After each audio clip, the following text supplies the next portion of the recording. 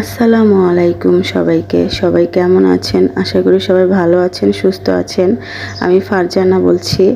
আমি আপনাদের মাঝে একটা ছোট্ট ভিডিও নিয়ে আসলাম। এটা হচ্ছে সতর্কমূলক ভিডিও যা আমার সাথে ঘটেছে।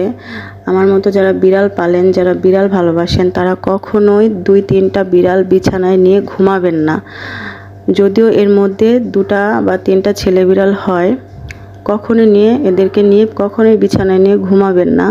কারণ ছেলে বিড়ালগুলো ঝগড়া করে, মারামারি করে। তো আমার 2টা ছেলে বিড়াল আছে, এলি আর টোনা। ওরা এক পর্যায়ে মারামারি করতেছিল মাঝরাতে। তো ছোট বিড়ালটা টোনা আমার মুখের উপর দিয়ে চলে যায়। তো এক পর্যায়ে আমার চোখের মধ্যে লাগে।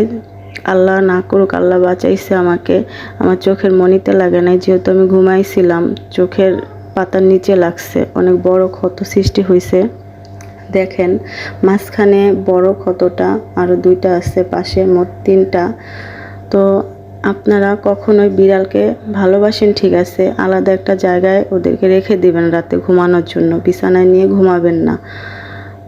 2 দিন পরে ঈদ, আর আজকে আমার চোখের এই অবস্থা। চোখটা অনেক ব্যথা করতেছে। মাঝরাতে 4টার পরে বসে আছি চোখ নিয়ে। ফার্মেসি খোলার অপেক্ষায় রয়েছে।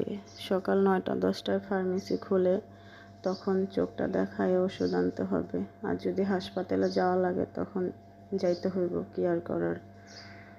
চোখ খুব সেন্সিটিভ একটা জায়গা, আর খুব ব্যথাও করতেছে, জ্বরও এসে পড়ছে শরীরে, খুব ব্যথা করতেছে। আপনারা কখনোই আমার মতো ভুল করবেন না, তাই এই ভিডিওটা করলাম চোখ ব্যথা নিয়ে। কারণ আমার আইডিতে অনেকেই দেখি বিড়াল পালে, আমার পরিচিতরা অনেকে বিড়াল পালে, ভালোবাসে বিড়ালদের আমার মতো। তাদেরকে সতর্ক করার জন্য।